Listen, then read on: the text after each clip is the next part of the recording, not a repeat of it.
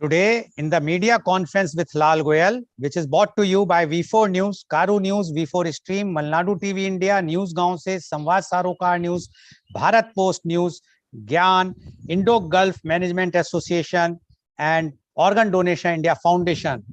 Our endeavor is to enlighten you with the current topic. And today's topic is not only current, but very, very relevant in the present time. And the topic is role of emotional intelligence in business. But before I will go on the main topic, I would like to inform you that today the world is celebrating World Athletics Day. World Athletics Day is celebrated every year on May 7th to spread awareness among the youths regarding the importance of fitness and boost their participation in athletics. This day was introduced by the then President of International Amateur Athletic Federation, IAAF, Mr. Primo Nebilo, in 1996 as a social responsibility project, Athletic for a Better World. Media conference with Lal Goel wishes you all on this very, very happy World Athletics Day. Now, coming to our main topic, role of emotional intelligence in business. Emotional intelligence, EI, is most often defined as the ability to perceive, use, understand, manage, and handle emotions. People with high emotional intelligence can recognize their own emotions and those of others, use emotional information to guide thinking and behavior, discern between different feelings and label them appropriately, and adjust emotions to adapt to environments.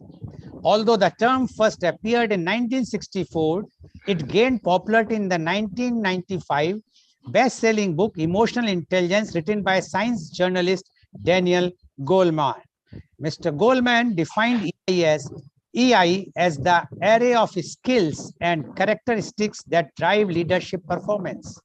Emotional quotient, EQ, often referred to as emotional intelligence, EI, is a defining factor in shaping the success of individuals and businesses.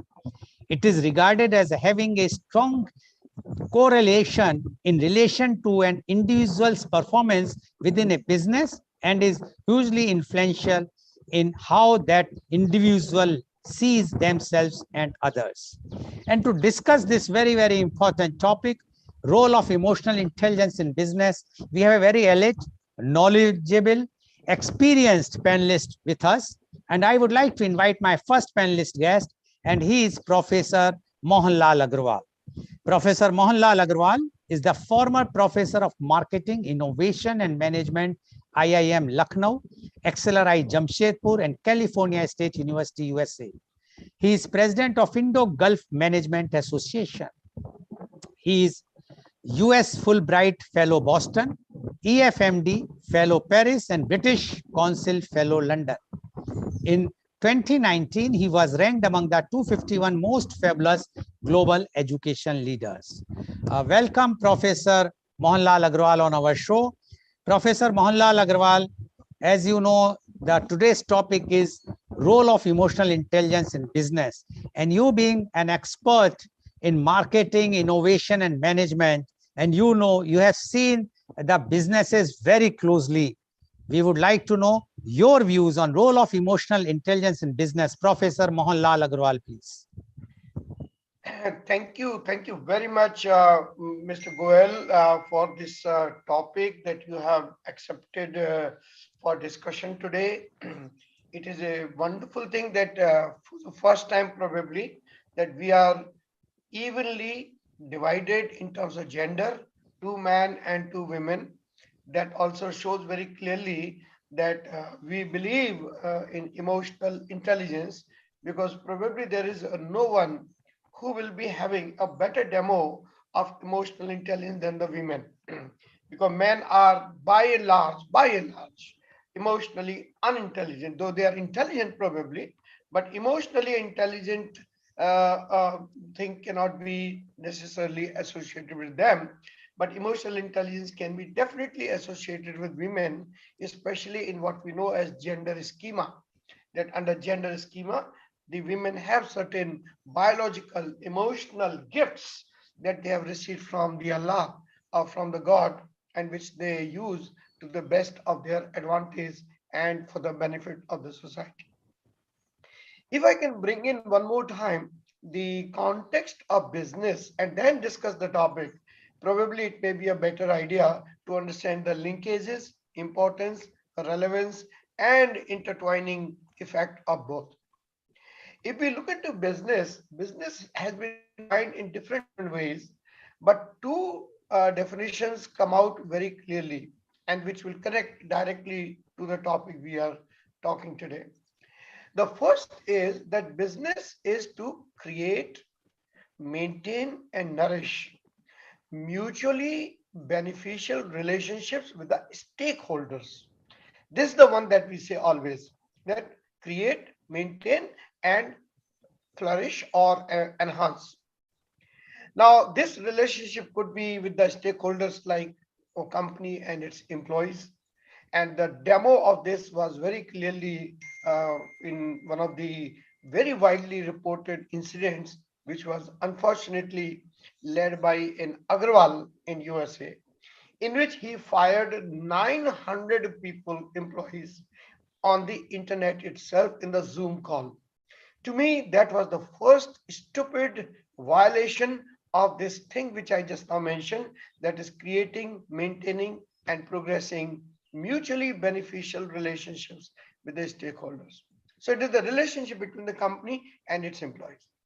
Then there is another thing that is between company and the society, social stakeholders, like how do you deal with them? So many times, locals may not be necessarily agreeing with the company or with the business, and they hold a demo, or sometimes they write some not necessarily flattering remarks about the company. How do you deal with them? That itself, again, is an example of the need of emotional intelligence. Similarly, there could also be, and that part actually has been dealt with much better, where they say that company and its customers. This part, among all stakeholders, in my opinion, has been held the best. That companies have created relationship mechanisms like customer relation officer, like relationship managers, complaint centers, call centers, feedback centers, and in UAE, what we call is customer happiness center. Now, all these mechanisms are very, very clearly saying that this part of the business has been dealt probably the best or better than any of the other stakeholders which I just mentioned, that is company and employees, company and society. Probably this particular part also has been very well dealt with is the company and the regulators. So even there are also very, very good mechanisms, like, regulators have their own filing systems, their own visit systems, their own audit systems, and companies, fearing that if they don't comply with those things, will be shut down. So they also handle that part also very well. So I would say that is number two in terms of very well done. So what I'm trying to say here is that in all these things, emotional intelligence also plays a role, which I'll mention in a few minutes. The second definition of management or business is the art and science of getting things done through the cooperation, energies, and talents of others. Now, again, here, if you look into these three things, cooperation of talented people, cooperation of energetic people, cooperation of passionate people. Now, all these things are not bought, they are earned. You cannot force, you cannot demand anyone to be passionate about your mission or goal unless there is a feeling in that person that there is something for him or her also. Now, given all these particular things, then the role of this emotional intelligence comes into play. So, as you have very beautifully described, I would only use two perhaps definitions or two specifications of emotional intelligence, which will perhaps take care of everything. Number one, empathy.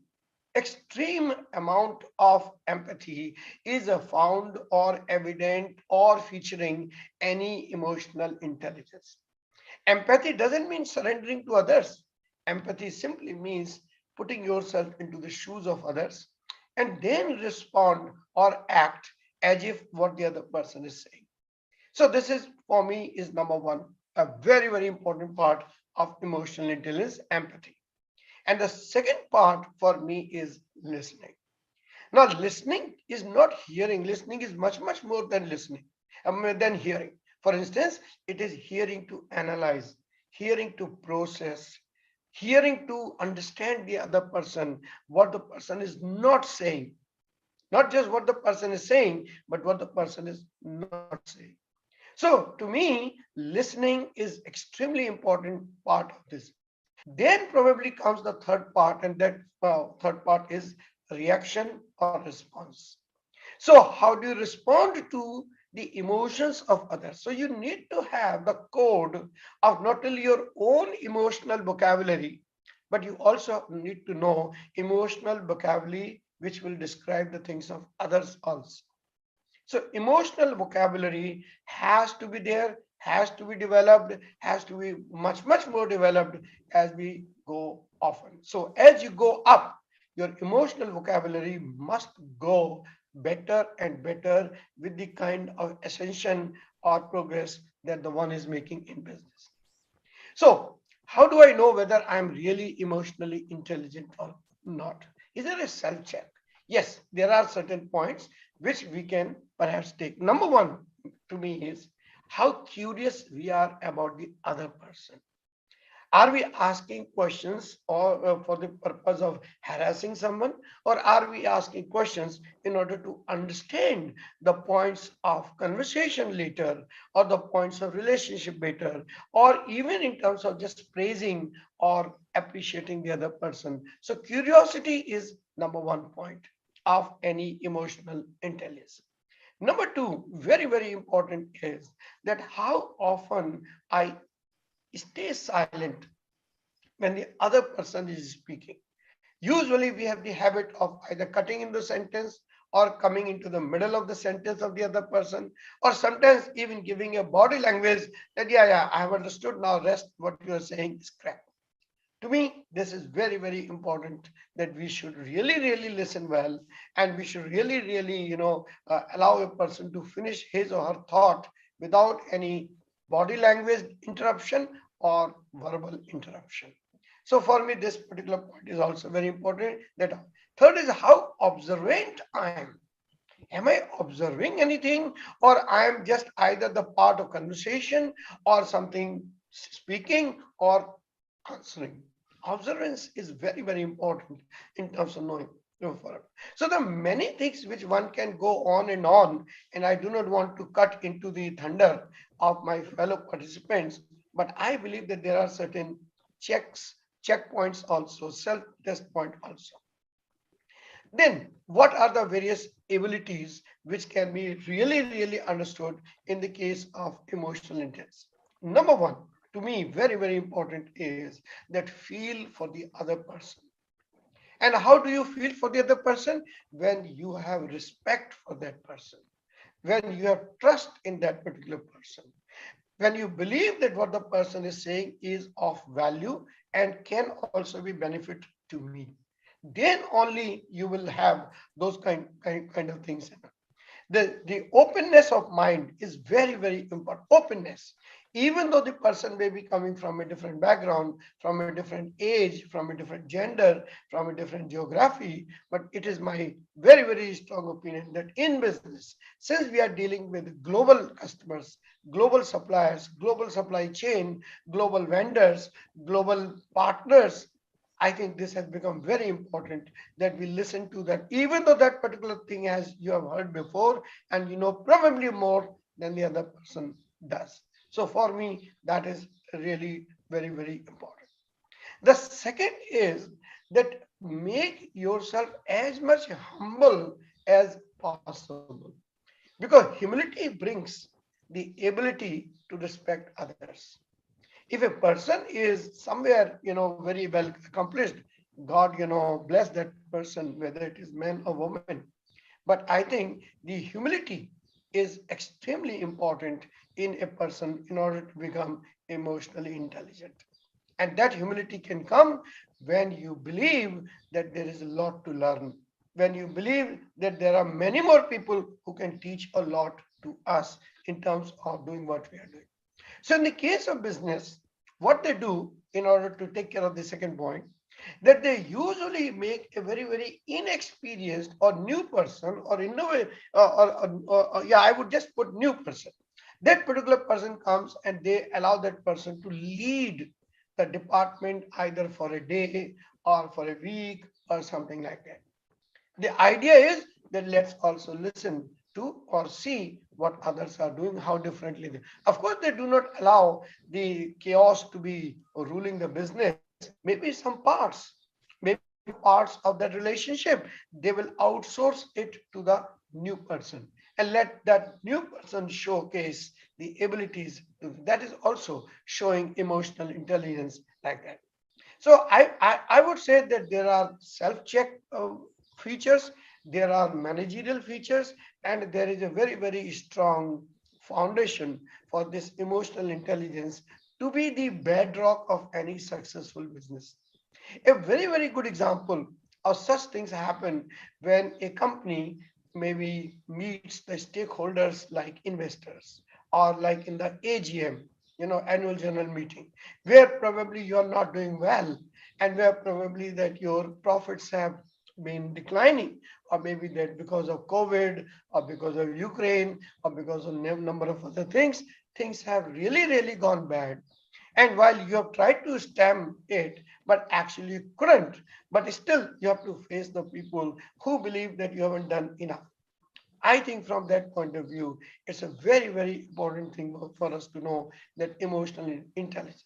And that's what I have seen that in many companies, AGMs, the chairman, the managing director, the way they handle questions of irate investors, of irate, fund managers, or many others. Wow, that is something to be seen. For me, this is a very, very important thing. Similarly, how do you handle the people coming from different languages? Where the translator is there, where the interpreter is there, and where what you are saying is being interpreted by someone, and then that someone is also speaking to you through interpreter. I think that emotional intelligence is very, very important in those difficult situations also. So to conclude, I will say that number one, emotional intelligence means having a very high amount of empathy, having a very, very high amount of, I would say, listening power, analytical listening, rather than listening, analytical listening. And therefore, these two things are very foundations of this. And that will create other things like respect for others, feel for others, take care of many of those. Self-check test list is also available to us. You yourself find out yourself whether you are an interrupter or whether you are a listener, whether you are an observer or you are a participant, whether you are a curious person or a know-all person. Many things can, and whether you really, really respect a different person or you just want to be respected. Many people who demand respect most of the time are the least emotionally intelligent person. I wouldn't say emotionally intelligent, unintelligent, but I'll say lower amount of that particular. So respect again is a thing which is usually earned by way of your emotional intelligence rather than your hierarchy or your background or your wealth or your awards or your everything. I mean, yesterday I had a very, very difficult conversation with someone, right? And that particular thing is really downright rude, but I really, I would say, patted myself later on that how I handled that particular situation. Usually, I'm also a very hot-headed person. Usually, I also retort a person in the same coin in which someone gives it to me. In fact, many times one of my weaknesses is, which I'm trying to work on, is that I always compete the other person in the same emotion. So if that person is humble, I will become more humble. If that particular person is rude to me, I become more rude to me. I don't know why this particular thing is there in competition, but I consider that as a failure of my own emotional intelligence. So that is what the confession I wanted to make today, that in spite of talking about this particular topic, it is not necessary that we ourselves practice. So it will be a good idea to stay humble, to stay learning, and to say that this is a work in progress and it is not an accomplished art. Thank you very much. Thank you, Goel Sahib. Appreciate it. Thank you, Professor Mohanlal Agrawal. And work in progress, says Professor Mohanlal Agrawal, and he has given his own example. Such a humility, I must say, humble person, that he himself confessed that he's although he's preaching about the emotional intelligence, but many times people cannot uh, take it for themselves, and it happens. It is a very common thing, I must say, but because this is a very unique thing, that emotional intelligence is required when you are doing a successful business or doing anything today. Thank you very much, Professor Agrawal, for giving your views. I would like to invite my next panelist guest, and she is Miss Sadia Ahmed Mughal. Miss Sadia is the Director of Investment Banking at First Abu Dhabi Bank, FAB UAE. Ms. Sadia specializes in retail banking, investment banking, relationship marketing, and customer relationship management. She has worked 2 decades in the top multinational banks, including Stanchart, Citibank, Barclays, and First Abu Dhabi Banks in UAE. She is enthusiastic about building long-term relationships based on intense customer service and delivering on commitments. Welcome, Ms. Sadia Ahmed Mughal, on our show. Ms. Sadia, you have heard what Professor Agrawal has mentioned, and he has very clearly mentioned that emotional intelligence is required in the business, and especially when you are dealing with big corporates, and if you are in the management, without emotional intelligence, it's not possible to run business successfully, because you have to take every stakeholder in your fold with dealing with a emotional intelligence.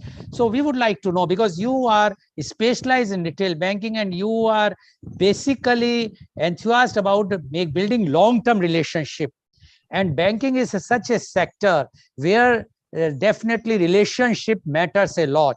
So in that context, definitely we would like to know your views on our today's topic, role of emotional intelligence in business. Ms. Sadia Ahmed Mughal, please.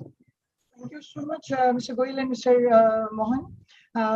Yes, I agree with Mr. Mohan, especially the last part where he said that it's an ongoing process. And I believe none of us can claim that we have reached that stage where we can say that we have stopped improving, how we emotionally react to different situations. For each one of us till today, if I've been working for the last 20 years, I can say confidently that I'm working on it, and I feel that every day there is a new learning, and that only happens when you do the self-check, which Mr. Mohan was just referring to. Now, emotional intelligence, yes, you're right, for a banking sector has probably more importance, because we deal with the customers, we deal with the funds of the customers, and they rely on us a lot. So before coming to that part of my experience and sharing how I felt and how it would have been done, or which are some experiences, good or bad, I'll just start with a bit about emotional intelligence itself. To my understanding, in the last few years, the IQ has been replaced in a way. The importance of IQ has been replaced by emotional intelligence. There was a time when people in organizations and institutions, universities, they used to rank the students, they used to hire the students based on their IQ level. Now, generally, it is believed that, for example, engineering and doctors, these were the ever two popular fields, and an IQ level of 115 or 120 is required. But then I was referring to one study where we found out that people with an IQ level of 115, 120, and who have been hired as engineers with one of the top firms, 50 of them got failed just because they lacked the emotional intelligence. So over a period of time, in the last particularly 10 years, I would say that companies have realized that more than IQ, the emotional intelligence is very important, because not only at an individual level, not only at a leader's level, but also inside, it's the culture that they need to develop in an organization to make sure that the people not only know how to emotionally react to different situations, how to control their emotions, but they also know how to work along with other people who have different sorts of emotions. Now, emotional intelligence itself, in a simple word, is managing your own emotions and of the emotions people around you. The most important thing for me as an individual, of anybody, should be to know how to emotionally manage your feelings, how to emotionally, how to communicate with others, how to, we need to understand how effectively we can convert our emotions, and what emotions means to us, and how we can use these emotions to communicate with the people. Now, it is very important at this stage, I would say that self-awareness and self-management are two important pillars of this entire process. So awareness, as Dr. Mohan mentioned, is you need to know what your emotions are. So awareness is very important, but at the same time, if awareness is there, but you do not have the self-management skills to manage those emotions, then only awareness will not help. We need to make sure that we are aware of our emotions, what our emotions are coming out, like what are the situations, how we are reacting to it, and how we can manage those emotions. The other day, I was just watching one of the videos of one of the famous platforms and on TEDx, and there was a guy who, a speaker, in fact, he mentioned that how he quit his job and he decided to work for some time as a referee in a football match. And the only purpose of doing this was to understand or to learn how to emotionally control himself while people are abusing him for wrong decisions, which they think is wrong, or when people are accusing him of something where he is doing full justice to his job.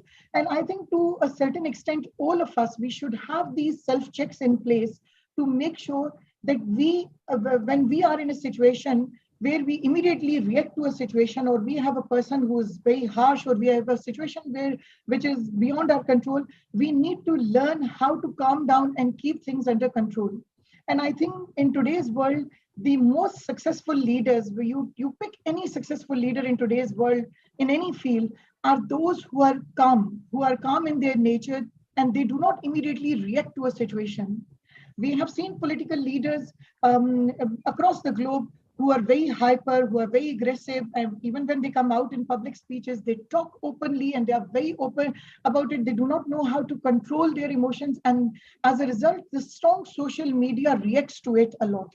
Now, the media has itself has made a huge, has become a powerful tool over here, because when people, particularly those who are at much bigger positions, they do not control their emotions and they do not know how to react in big gatherings, then the social media plays a very important role. They come in and people correct them and tell them that this is not the way they're going to take this kind of feedback from people who are at distinguished positions. Now, apart from self-awareness and self-management, social awareness, that's one of the most important thing. And that will come only when platforms like these are there, which will give an opportunity to people to share their day-to-day experiences. And not only day-to-day experience, like people like you, Mr. Goel and Dr. Mohan, you have a huge experience. You have been teaching in various universities. You have been, you have met so many people in your life. And these type of platforms will give public a social platform to understand that we all have gone through it, but we are trying to master it, or we are trying to improve ourselves on day-to-day basis by learning how to control our emotions and how to make sure that we do not use them against anyone, or we do not portray our personality in a way that can harm us and the organization we are working for. Now, to my job, particularly being a banker for the last 20 years, relationship management is probably one of the most important thing. And in any service industry, even if it's not a banking sector, you are, even if you're right, your customer is always right. You cannot deny the fact customer is always the king. And everybody follows the same school of thought, where we need to we need to listen to our clients. We need to make sure that we hear them out, even if they are full of anger, even if they are not using the words they should have used. And once they are done saying what they are done, then that is the time we can connect with them. And I had so many experiences in my working experience, in my last 20 years of working experience with various banks, where people come in and they are upset about a service or about an issue or about being mishandled by somebody. And when you hear them out, when you give them that feeling that don't worry, whatever has happened, I'm listening, I'm hearing, and I'll try my best to give you a solution, trust me, the entire relationship changes. And that is where, in this, particularly in the last few years, I've realized that how important your emotional intelligence is. It's like such an intangible asset, which if you have developed and if you have polished this skill, it can help you do wonders in your job. And that's how when you are in a job which allows you to communicate with people openly, and you take benefit of that, because the reward is immediately. It's not like some back office job where you're sitting and at the year end somebody will reward you or rate you internally. When you are a client facing person, the reward of handling your customers, the relationship management that you have done for a client, it is immediately instant reward you get, and that's the most satisfying feeling. And that's why, to my understanding, it is so important that each one of us, we should make a very conscious effort to improve our emotional intelligence. And one of the key steps towards it, after obviously your own self-awareness and self-management, is you need to observe how you react to people. And you need to see how people react to you. And see, when people are reacting to you in a certain way, in a weird way, for example, you need to see why somebody has acted like that. You need to first self-analyze yourself, and then you need to see whether it was your reaction that has resulted in that reaction, or was it the problem with the other person. Second most important thing is you need to look at your work environment. I'm not saying that you being in an environment, for example, me working in a multinational bank, as of now working for a very big bank, but we are one of the largest in the MENA region. You cannot expect the entire bank or the management to change in one day. We have grown to this level because we have followed on certain values and cultures, and emotional intelligence was one of that. But in my particular area, in my particular department, the difference I can make is by hearing out to others and by seeing what difference I'm making towards my team. And same goes for my top management. When I look at the top management of my organization, I can see that the doors are open for us to walk in and share our thoughts. And this probably is one of the best things. When you are in an organization where the management is open to hear you, where the management is open to see what challenges you are facing, and you have this feeling that you will not be unheard, you will be heard at a senior level, and some kind of action will come out of that thing, then that gives a lots of motivation to each and every person working in a team. Now, one very important thing is that we need to take the responsibility of our actions. So not every time you can play the blame game, because one of the important things while we are talking about emotional intelligence is to own the responsibility and not don't sugarcoat the truth, don't play a blame game. You need to even if your action has resulted in something negative, you need to take the responsibility of that, because every action, every word, every sentence that comes out of your mouth, even if it's not good for that time being or people did not take it positively, it will ultimately leave a learning for you only if you are open-minded to it. You cannot just become a critic to something just for the sake of criticism. You need to critically see yourself and others, and you see how you can improve. To my understanding, relationship management, when it comes to people around you, is probably the most difficult thing, because it's the most challenging thing to tell others where they are going wrong. And this probably is one of the most critical and challenging part of the entire emotional intelligence part, where you need to make sure that without hurting the feelings of others, you are communicating your message in a way, or your actions are communicating a message in a way that the other person realizes where he is going wrong. And that should be our intention all the time. Now, some of the as I've mentioned earlier, that the entire shift or the entire focus of IQ has moved now to emotional intelligence, because companies and corporates and organizations, even universities, universities like Harvard and Yale, they have full-fledged departments on emotional intelligence. They have directors, they have heads who are heading these departments, with a simple reason being they want to make sure that the new lot that they are releasing in the market in the form of new graduates, in the form of new degree holders, they know how to emotionally control themselves and the people around them. And that's why the focus from the very beginning is on these students who are in their last year of education.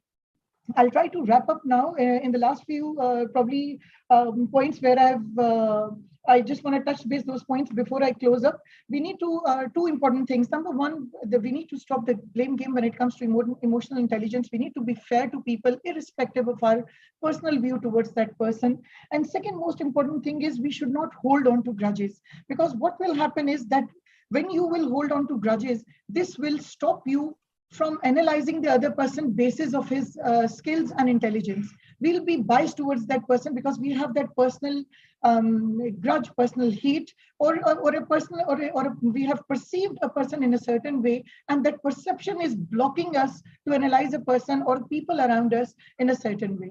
And that's what I've seen in my last few years, in particularly in the current organization, that the management, they're open to suggestions. The management, the leaders, they hear you out in open platforms, and you do not need, gone is the time when media and social media was under control. They are open about it. They're ready to, and I think to my understanding, all successful corporations or companies in the world, they are following the same formula, because they believe not only talking or speaking is important, but listening to others is probably the best thing they can do to their organizations and their businesses. So I'll stop over here. I've tried to cover whatever maximum I was able to cover during the time allocated. I'll again pass on to you, Mr. Goel. Thank you very much, Ms. Sadia, for giving your views. And I'm sure today our viewers are quite benefited by the views which you have and Professor Agrawal has already given, so that they understand now what is the position of emotional intelligence, and especially in a banking sector where we know that how the tempers are always high when the customer goes to the bank with lots of complaints, whether it's genuine or not. But the way and it's not only in the banking sector, everywhere, wherever you go, even at the airport, if you see how even the flight is delayed, the passenger is, after all, there is no fault of the check-in or those who are handling the boarding stations, but the passengers view temperament, and because they also have problems because they have some connecting flights, etc. So according to Ms. Sadia, the emotional intelligence plays a very, very important role, especially when you are in a management side, because you have to see not only you have to check yourself, your own emotional intelligence, but also your clients or the customers or those with whom you are dealing. Thank you very much, Ms. Sadia, for giving your views. In the next round, definitely, I would like to ask some questions to you. But before that, I would like to invite my last but not the least panelist of today's program, and she is Miss Wanda Grobler. Miss Wanda is with University of West London, Ras Al Khaimah, UAE. Miss Wanda specializes in business studies and workplace psychology. She is affiliated with different universities around the globe. She is passionately committed to creating positive change in the development of students. She has already published several journal papers. Welcome, Ms. Wanda, on our show. Ms. Wanda, you have heard Professor Agrawal as well as Ms. Sadia, and both have given their views as far as the role of emotional intelligence in business. Now, being in academics and you are dealing with them and with a specialized in business studies and workplace psychology, definitely you are well acquainted with the emotional intelligence because you are dealing with them. So we would like to know now your views of role of emotional intelligence in businesses. Ms. Wanda Grobler, please. Thank you, everyone. And it's really nice to be with you all here this morning. And thank you, Professor Lal and Professor Mohan and Sadia, for your views in emotional intelligence. So maybe for an opening statement, and then I will tell you what I will discuss. But Aristotle said a very long time ago, anyone can become angry. That is easy, but to be angry with the right person at the right time and for the right purpose is the right way. This is not within everyone's to provide, and it's not easy. So definitely, if we look at today, the world where we are living in, all of us, everyone sitting here and what is listening to us, are struggling with some mental issues, because think of the period we just come out, it's still ongoing. So before we even start to look at emotional intelligence and the work, definitely we all have already all these issues that we carry with us every day. The second thing that I think that's really related to emotional intelligence, what I've seen through my life is we need to understand each other, not only emotionally, but we need to understand the culture. And I remember when I arrived many years ago in the UAE, because South Africa is very limited. It's very far away from the rest of the world. So your experience is not so big with all the different cultures. And I remember the first guy was telling me, yes, I will do it. And he was telling me, no, yes, I will do it. And I didn't understand the meaning. So definitely, before we look at emotional intelligence, we need to understand the culture of the person. Why is somebody answering you like this? Maybe why is he reacting in this way? It will help us in emotional intelligence. So if I look at what the concept says, like we've heard this morning already, it's to manage your emotions in a positive way. But sometimes it's more easier said to be done, because it depends also on yourself. Where are you, and maybe where are the other person? I think also that we should care about each other, like we've heard many times before. But I always tell my students and even my colleagues where I was working in teams before, find out about the other person, know a little bit about the other person's life, not because you are curious or want to gossip, but know what is the person's background. Maybe there's some strugglings that you don't even know about. Maybe the person is really going through hardship, maybe financial problems, maybe family problems. And some people, they're very quiet, so they will not talk openly about their problems, but their reactions and their emotions will show something is wrong. But if you have some background about a person and this person is not treating you in the correct manner, maybe you will be a little bit more tolerant. Just place yourself in that person's shoes. Maybe you will understand when somebody is not acting in the correct way.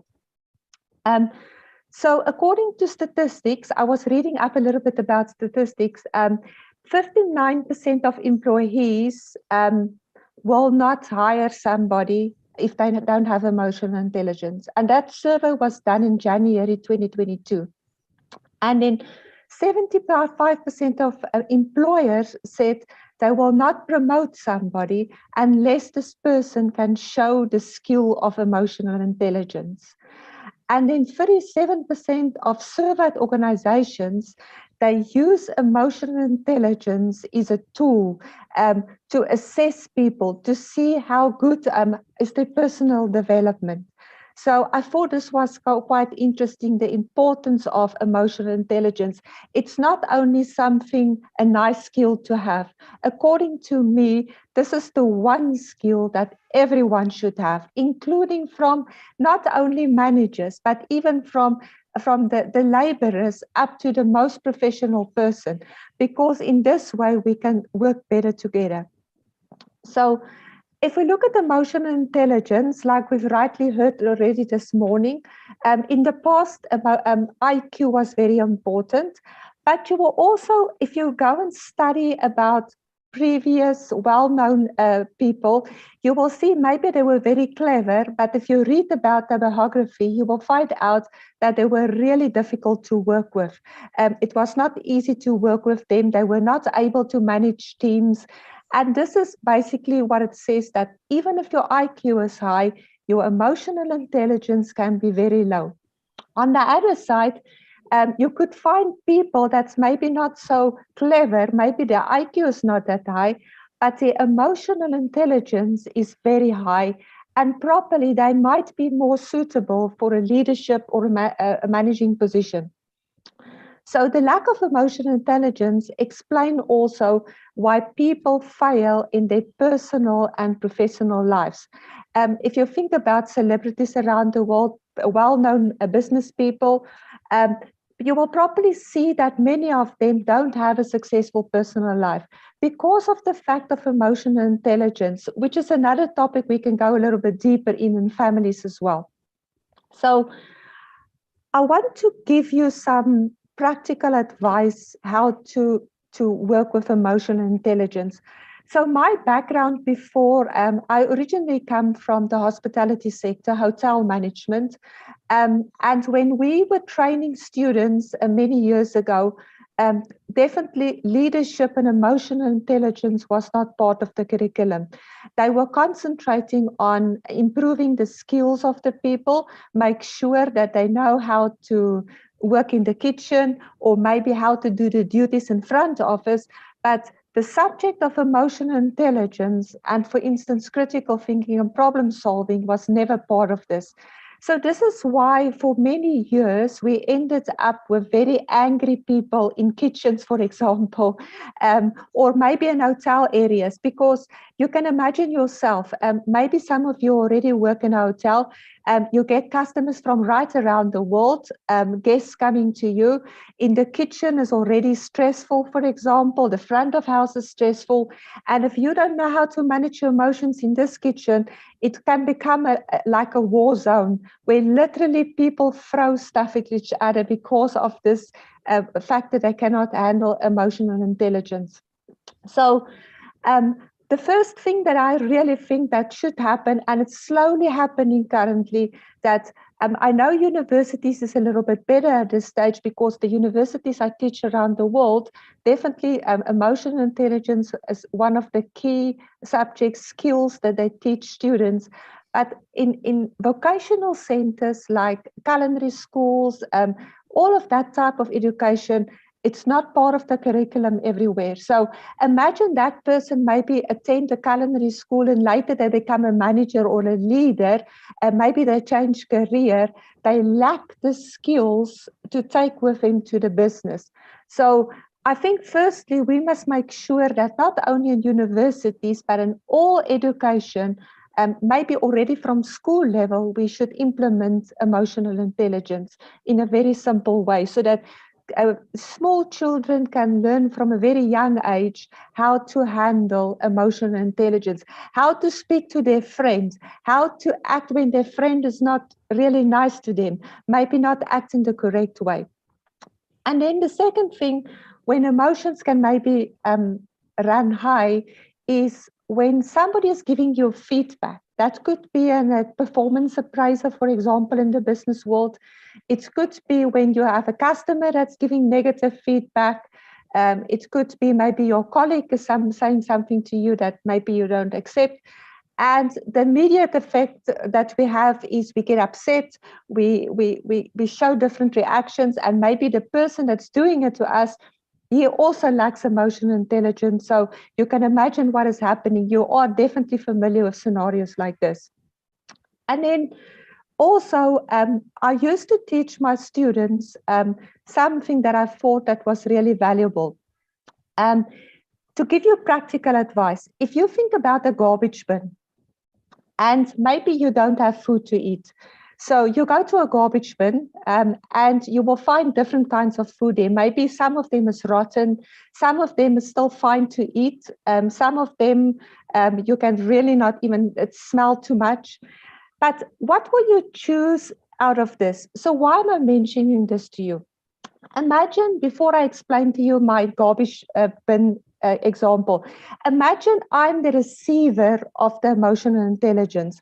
So I'm not the person that's screaming or maybe cannot handle my emotional intelligence, but I'm on the other side. I'm receiving all of this happening to me. So what do I do with this? So this is where I want to explain to you the garbage. So if you look at garbage, some of the food is good to eat. Some of them you cannot eat because it's not suitable. It have no nutritional value. It will just make you sick. It's the same when somebody is throwing a lot of garbage to you. Maybe they say stuff to you that they don't think what they say because of lack of emotional intelligence. You should know, as a receiver of this emotional intelligence, pick the words, the sentences that can better you, that can help you to improve yourself. And the ones that don't have any meaning, that doesn't mean anything, it's just said because out of this anger from this person, don't take it personally. Drop it, forget about it, and only use the valuable words in that conversation, that session that you have to listen. I really believe that if people don't take maybe stuff so personally, especially when a lot of people are still lacking emotional intelligence, that will also sort of cover you not to get hurt, also then to awake emotional feelings in yourself. If we can understand that maybe the person, whatever he say, is nothing to do with you, it is related to their background, maybe what is happening, what you are not aware of. So that is the 2 points that I really feel that's important, except for the culture that we need to understand. And then also, obviously, you need to manage yourself. Check what is the effect of your actions on other people, and make sure that you respect people and treat them as you want to be treated. Thank you very much for listening to me. Thank you very much, Ms. Wanda, for giving your very, I will say the educative views, because what you have mentioned about the emotional intelligence, that emotional intelligence plays a very, very important role, and you have given the statistics of how the emotional intelligence is important while you have been appointed in a corporates, how they are rejecting you if you are not having that much emotional intelligence. Thank you very much for giving your views. So viewers, you are seeing that how our 3 experts have given the views. Now, definitely in the second round, I have to ask the questions as the format is there.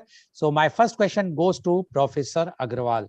Professor Agrawal, because our topic is a role of emotional intelligence in business. So my first question to you is, how does emotional intelligence impact a business? Thank you. Thank you very much, sir, for asking a very, very powerful opener question. The first reason why emotional, I would say, intelligence is important for business is that it is a make or break decision. Anything can be very easily broken if you show that you have no emotional intelligence, or you even do not respect that intelligence. I mean, sometimes people have, but they don't respect that. So from that point of view, I'll say whether, take the example of some customer. I remember that I come from a very small little city in India called Jhansi. And I remember many times, you go to a little store, shopkeeper as they show things to you, and you're not able to select any of them, any item. It breaks their heart, no doubt. But many times I have seen these shopkeepers use harsh words against customers. Like, oh, aapko itna dikhaya, I have shown you so many things and you didn't even like one. Were you wasting your time? Were you wasting my time? Right? Or the second situation, that a person brings the things to return or exchange. That is a very, very difficult moment for any shopkeeper or stores to handle such customers. And most of the time I've seen, people will give you looks, people will give you eyes if they do not say anything. That non-body language, again, is a sign of emotional illiteracy or emotional unintelligent person. Or many times even words like this: please don't come back to our shop again. Please don't return to our shop. To me, that shows that the person has no intelligence at all, and therefore has no, I would say, a reason to be in the business, other than that he or she has no choice, or sometimes a monopoly situation there. That is number one situation. Number two situation is corporate world. In the corporate world, leaders say certain things which they regret, or they live to regret throughout their life, because they have said something which people remember. Like, for instance, maybe you may remember, I remember it with a very sad memory of the second Bush as president, who was after this Iraq, Afghanistan kind of thing, which he called axis of evil or something like that. And when the American forces won in the first 13, 14 days, he went on a particular worship of US, and in which he said, bring it on. Now that bring it on was a very, very bad sentence by any leader to speak, especially when you are victorious. You are challenged, you are becoming a cowboy. You are saying something which has got no reason to be spoken like that. So to me, that is also the, so it is not that say small business make mistakes, even big business also, make mistakes. As I gave you the example of the CEO who is firing 900 people over a Zoom call. For me, that is unforgivable. So to answer briefly your question, it is a make or break decision in every aspect. You lose good people because as employees, because you did not treat them well. You gain, or perhaps you do not gain people, intelligent people, because they did not like you as a potential employer. So you are denied that talent of that particular person. I'm just referring to one aspect of recruitment or retrenchment or firing or hiring and all that. Suppliers, these days suppliers also have choices in terms of supplying to the customers. You can get very good supply, very good supply terms. Your supply chain will be becoming much robust if you have very good emotionally intelligent relationships with your suppliers. That kind of thing is happening. To me, I mean, I could be wrong about it, but and it's a very I would say superficial analysis which I'm giving. To me, the current war between Ukraine and USA and USSR or Russian Federation, from that point of view, because USSR is no longer there. Russian Federation is also based on lack of emotional intelligence. But both Ukraine as well as Russia. I said already, it's a very simplistic analysis, but I'm just putting it in this context. Thank you. Thank you, Professor Agarwal. Now my question goes to Ms. Shaida. Ms. Shaida, first turn your mobile in a horizontal position. Yes, please. Thank you. Although your name is different, but anyway, people have now recognized you. So Ms. Shaida, as you are working in a banking sector, how will customer relationship improve by raising emotional intelligence of business development staff? Please unmute. Yeah. Yeah, I am sorry because the connection got lost and I had to immediately switch to a mobile device, and that's why I couldn't change the name at the last. No problem. So come again. Can you repeat the question again? I'm sorry. Yeah. How will customer relationship improve by raising emotional intelligence of business development staff? Yeah, so probably that's something which I hinted when I was earlier talking about the same topic. Relationship building. Relationship building for any organization is very important, as Dr. Mohan also mentioned the same thing. But when it comes to a customer service job or a job where you are facing the customer, the importance of this probably doubles or triples, because you are connecting with people who have not only different experiences in their life, but different experience with your organization also. So relationship building, when you are basically training the staff, particularly the client-facing staff, on emotional intelligence, you are training them to basically handle the customers who face different service issues, or generally customers even without service issues, and this will help you to basically manage your relationships in a better way. And that's one of the reasons that recently I've noticed that organizations, particularly banks, they have started focusing on workshops, on 2-3 days workshops, or for particularly for staff who are client facing, so that they can train the staffs how these emotions they can control, and with this emotional intelligence, how they can manage their relationships with their customers in a better way. This not only helps to manage the existing client base of the bank, but it also helps the bank to improve its client base, because obviously a happy customer will always refer another customer. And that is what has been realized over a period of time.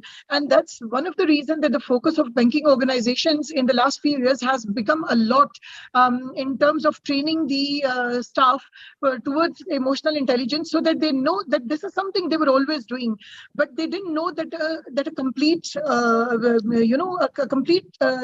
topic exists like this. And they with the help of these trainings, people know that okay, this is the situation and this is how they can handle it. They were doing it on their own, because everybody thought that being a human being, we are full of emotions and we know how to handle different situations. But with the training, with training on these on this topic, particularly emotional intelligence, they aim us towards the central goal of the organization. So the entire thing gets aligned with the management's vision and mission, and that's the importance of and that's when this comes, automatically the relationship management skills of the staff towards the customers improves a lot, and that ultimately helps benefits the business. Okay, thank you very much, Ms. Saida, for giving your views. Now my question goes to Ms. Vonda. Ms. Vonda, we are talking the benefits of emotional intelligence, role of emotional intelligence in business. But the crux is how to increase our own emotional intelligence. Like Professor Agarwal said, even I also realize, and after doing this research on this topic, I also feel that yes, it is very important. But now where to go, how to educate myself that my emotional intelligence will increase at this age, or even any age, in any individual, how they can increase their emotional intelligence. Ms. Vonda, please. Okay, thank you for the question. It's a very relevant question because we always hear about emotional intelligence, but where do we start? So the first thing, I will base it on myself. The first thing what I've learned, what I had to learn, because before I was also very quickly to get angry if stuff was not going the way I thought it was supposed to go. You count till 10. So if you get upset, if somebody say something to you, or you listen to somebody, before you just answer straight away, count to 10. It will give you time to relax a little bit, and maybe the question or whatever was said, the statement, the question, it will help you to understand it maybe better, and maybe the answer that will come then will not be immediately after you experience the emotional reaction. That is point number one, which is very easy to practice. If everybody can remember, count till 10 before you do anything. And then the second thing, what I definitely think is we definitely need to know more about each other. It's also very simple to do. Basically care about each other, and always try and think, put yourself in somebody's shoes. Even if that person is doing what to you, talking away to you, mentioning, making statements, just put you for 1 second in that person's shoes and think, but how would you react? Maybe you would have been worse before you answer them or make a statement or try to say something back that maybe could be more effective than the previous conversation. Okay, thank you, Ms. Vonda. Although practical, whenever we go for practical, it is very, very difficult, because earlier there used to be, they teach that offense is the best defense. Professor Mohan Agarwal wanted to say something. He has raised his. No, actually, I'm very happy that Vonda spoke first, because her first point was the same point that I wanted to make. count 1 to 10. But still, since you are giving me the opportunity, let me say one more thing. It is if possible for us to see every interaction as a reflection point. Means that after that particular thing, we should revisit that what I could have done better, what I could have said better, what the other person could have said better. That is obviously in his or her control. But what I could have said and what I had said, next time, what is the thing that I'm going to say? In other words, taking away lessons from a failed situation is equally important. So see that every situation is an examination and a point to take away from that. That's all. Okay, Professor Agarwal, now the question comes to you only. And it's a very typical thing, a situation that we are asking a question to a renowned professor. It's something very peculiar. Anyway, my question to you is, does emotional intelligence apply equal to all parts of a business? I cannot imagine, Goel Saab, any part of business which is not impacted by emotional intelligence. Even the lowest part, like cleaning the toilets, if you don't mind, I'm giving not lowest from that point of view, but because it affects many times business productivity, personal productivity, hygiene, people get less sick. So therefore, there is an importance of the janitorial services also. But I have seen that in many even companies, even the services of that level are seen as high respected or as well respected as possibly the IT or strategy people or finance or accounts and all that. So I cannot see any business part where emotional intelligence is not required.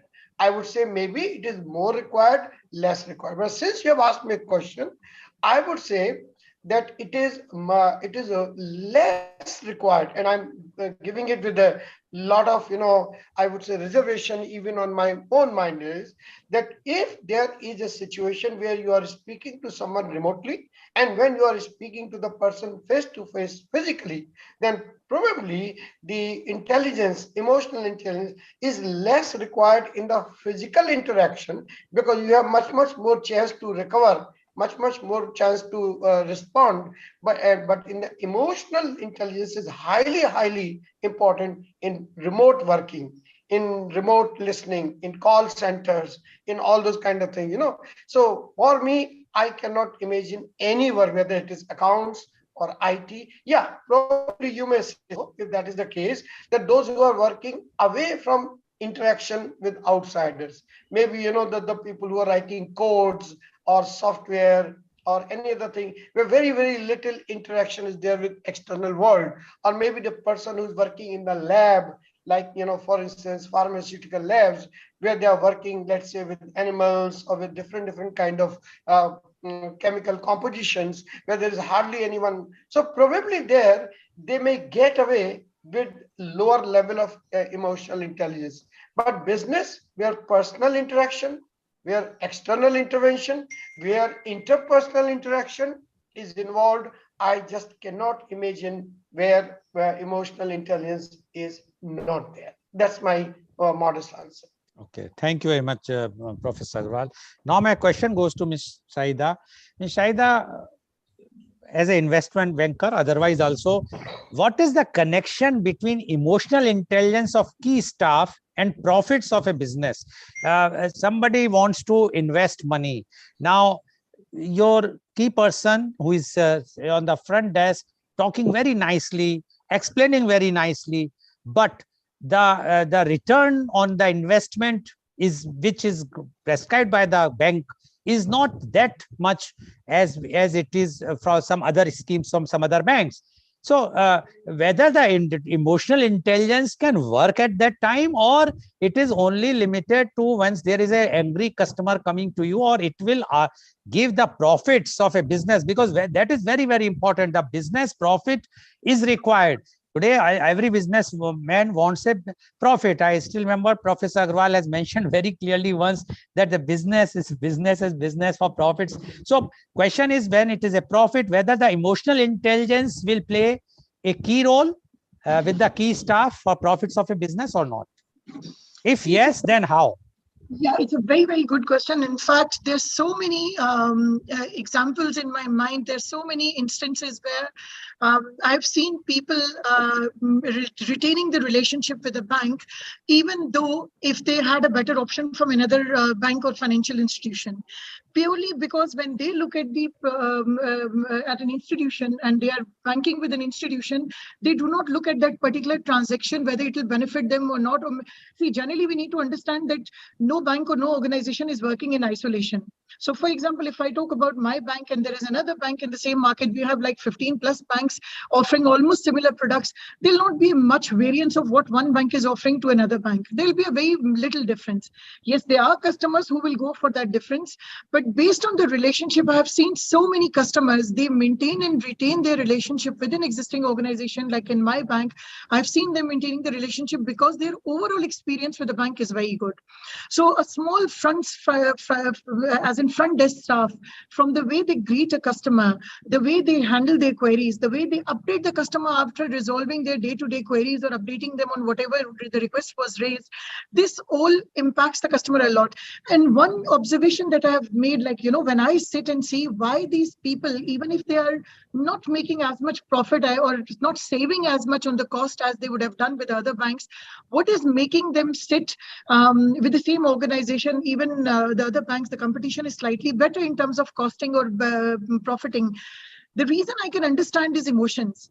The pain of suffering with another bank, even if you're getting a slighter, lesser cost of something or a better profit, but the experience that the other person has experienced over there, or a client has experienced over there, they prefer to sacrifice a bit of their profit or pay a bit more because of the comfort level that they will not be under emotional stress with this organization. So that plays, because once they are emotionally upset and they are suffering, and then how it works with a business. When a business suffers, then their supplier suffers, their customer suffers, the delays impacts everyone involved with that business. So particularly for those customers, it makes a huge difference.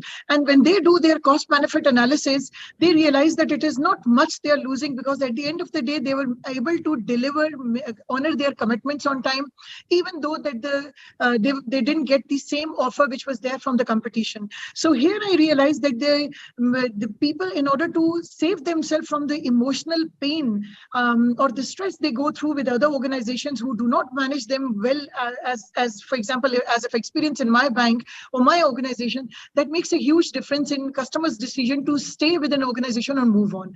However, if it's something which is very small, like a one-time transaction, they can go and come, but they will always come back to their main bank.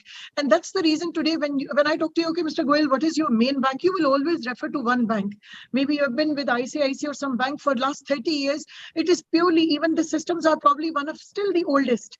They are not as advanced as HSBC or probably any other multinational bank, but you're comfortable because people over there, they give you very personalized attention compared to the new systems, which are very computer-driven and technology-driven. And people from old school of thought, particularly, they do not like to suddenly change to new systems because, the technology has stepped in. I hope that answers your question. Yeah. Thank you very much. Thank you very much, Ms. Saida. I am sure today viewers are getting lots of inputs as far as the emotional intelligence are concerned. Now, my question goes to Ms. Wanda. Ms. Wanda, what are main indicators of emotional intelligence in business executives? See, we know that, like you have mentioned, so many have been rejected in the interview. How one can gauge the emotional intelligence, because other intelligence one can check by taking the exams, and IQ, etc. can be checked. But what is the indicator, main indicator for emotional intelligence? Okay, thank you for this valuable question. Before I answer really your question, I just want to mention the following, that personality of a person can also play a role in emotional intelligence. So firstly, what I always think is that maybe the way that we hiring people in future, we should first check maybe what is their personality for a certain position. Because, for example, neuroticism is really not good in a management position because they are very bad in emotional intelligence. They get very quickly angry and all this emotions going, which is part of their demeanor, because this is their personality. And if you remember before that I said that your IQ, you cannot really change it. You can study more, but that's your IQ. You cannot change your personality. It's stable in your life. You can work on it to have a little bit of better life, but you cannot change it. The only thing that you can change is emotional intelligence. However, if we can make decisions when we hire people, especially if it's for key positions, that we maybe not only check their emotional intelligence, are they able to do it, or are they really emotional intelligent with various ways, but also first check their personality. For example, we can use these many questionnaires that's very good in testing it, but maybe instead of only a skill test or knowledge test, also add maybe a personality trait test, like the Big 5 personality, for example. This is in the hiring part. How do you check if somebody is emotionally intelligent? I think it's the same. Almost I can make a scenario when you put something in a pressure pot, see what is the result, what is coming out. So I hope this is answering the question, because if you put somebody under pressure, see what is their response. That will be the first indicator to me to find out what is the emotional intelligence. Yeah, but Ms. Honda, that you will put after hiring somebody on the pressure.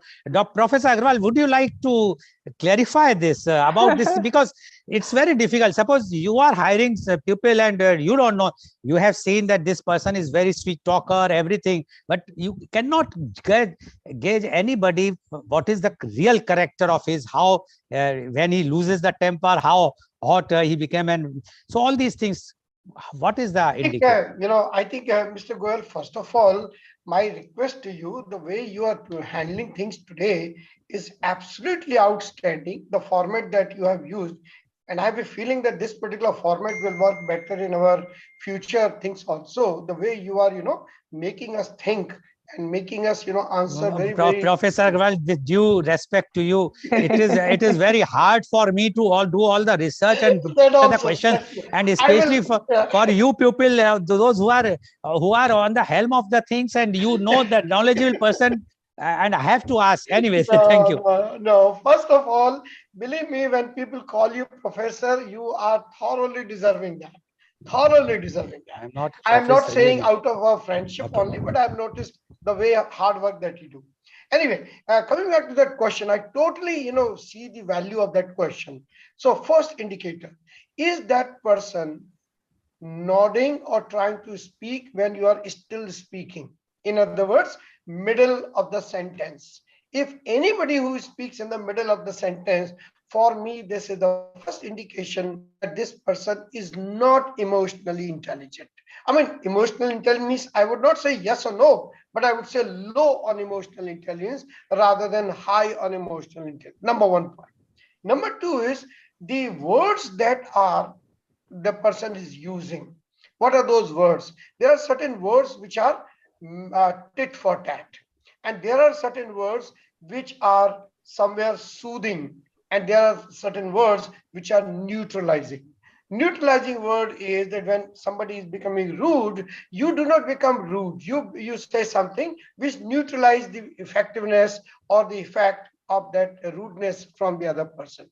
Matching it, hey, what the hell are you saying? Don't you know how to speak? That will be tit for tat kind of thing. The third will be, sir, I'm not used to, this kind of language. Please do not speak to me like that. For me, again, that is showing that this person does not know how to neutralize the bad impact. So what are the ways? I'm sure Wanda already has given one very beautiful tool of personality test. I would give two more tests. Number one will be a role play. A role play will be a very good point, that where you put that person through a very complex but relatable situation, that exactly what you are saying, what you are doing, let that person say. Person will not be able to fake it, I can assure you. Maybe one role play, but not second, not the third. The true colors will come out. So the third is that these days be very free to use, templates. Self-check tests are available online. On Google, you press one, you will get 20, like kind of checklist by which a person can test whether I'm good or not. Maybe those things one can use. Maybe one can even use some psychologists, which they used to use in the previous kind of interviews. I don't know why these days headhunters are the only one. They don't use the people who are, just checking emotional stability of the person and all. For me, this is another thing. But the greatest giveaway for me is that whether a person is speaking while you are still speaking, means middle of the sentence, whether a person is counting 1 to 10 when you have spoken, and then which means that what Wanda earlier said, you are counting 1 2 3 4 5 6 7 8 9 10, that kind of thing. Or what Miss Sadia very, very beautifully said, that the stability of the thoughts, the stability or consistency of the thoughts, not just thoughts, but consistency of thoughts, because that shows the stability for me of anyone's thinking. Thank you, sir. Thank you, Professor Agarwal. I think Ms. Wanda has raised the hand. You want to say something? Yes, please. Yes. Thank you for Professor Mohan for this. I just have a question. When I go for an interview, I'm very nervous. Okay, I'm properly going to interrupt you by the second word because I'm so anxious to find out what is happening. So what do we do in this case then? Professor Agarwal. Yeah, sure. Some kind of nervousness before any important outcome is a very, very correct feeling. natural feeling and should be there, because that shows you are hungry. That shows that you really, really are keen for that particular thing, which is called strategic nervousness. That strategic nervousness is very important before any event of importance. The second thing which I would like to say to you is that think when the other person is speaking or interviewing, you think that that person is not questioning you to challenge you. That person is questioning you to know about yourself. So it will be a good idea to speak what you have to say and convert or divert that speech to your strong areas rather than to the areas where you are feeling uncomfortable. There is a deftness by which we can bring that person to our known, experienced, felt world rather than unfamiliar world, uncertain world like that. That is how usually I like to do. And of course, you must want something, but you must not appear desperate to want something. And if that is the thing, I think the interviews will go definitely wrong, because you are desperate. And desperate person will say things which that person will, I would say, I'm sorry to say this, live to regret later. Either over expectations or perhaps, saying something wrong. That's what I would say. Okay, thank you, Professor Agarwal. Thank you, Ms. Vonda. And what Ms. Vonda said, yes, even there is a white coat syndrome. I did a program. When you visit to a doctor, again your blood pressure either increases or decreases. So it is a very common phenomena when you are going for interview for anything. If you even a black coat syndrome in the court cases. So it's a common phenomena one has to understand, but emotional intelligence is required there very much. Thank you very much. Now my last round, Professor, starting from Professor Agarwal, what message you would like to give to the youth about emotional intelligence and role of emotional intelligence in business? 1 minute, please.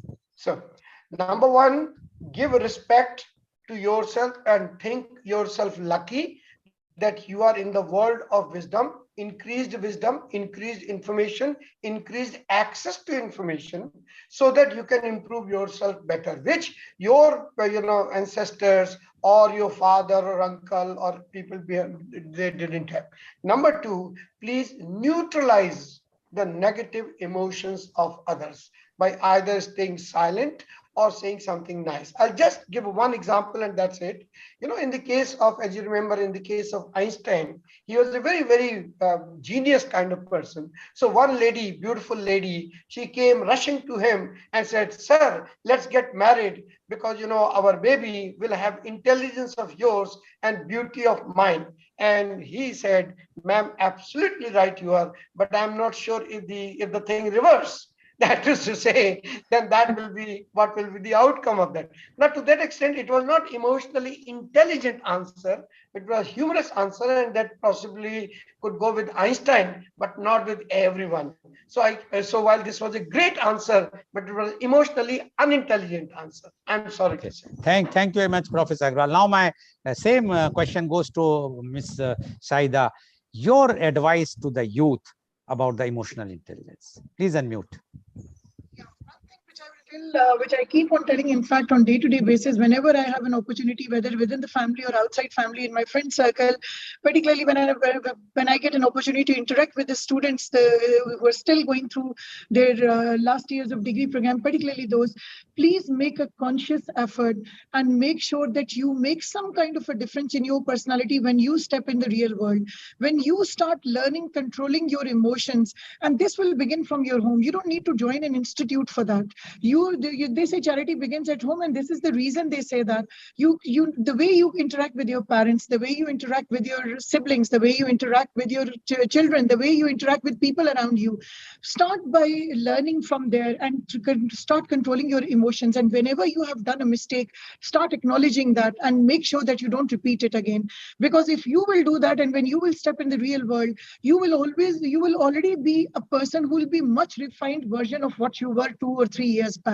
And from there, obviously, there's no stop to it. You keep on learning. Social media is so is spread so vast, like widely. Everybody has access to information, whether it is a small town or a village or a big city or a metropolitan city.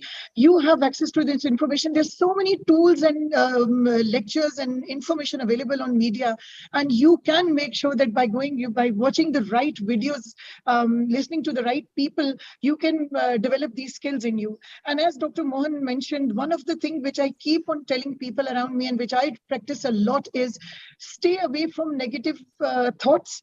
And if there are people with negative thoughts, you need to make sure that your positive aura should kill that negativity, because that, if you will not do it, you will not develop that skill, it will kill your personality and the positive attitude of your personality, and you will become your personality will become negative also. So stay away from the negative thoughts, make a conscious effort, and make a difference from today onwards. Okay, thank you. Thank you. Although you people have told me not to speak in between, so I have to restrict myself, but paucity of time. Miss Vonda, please, small, what is your suggestion for the youth? Okay, I have 2 points.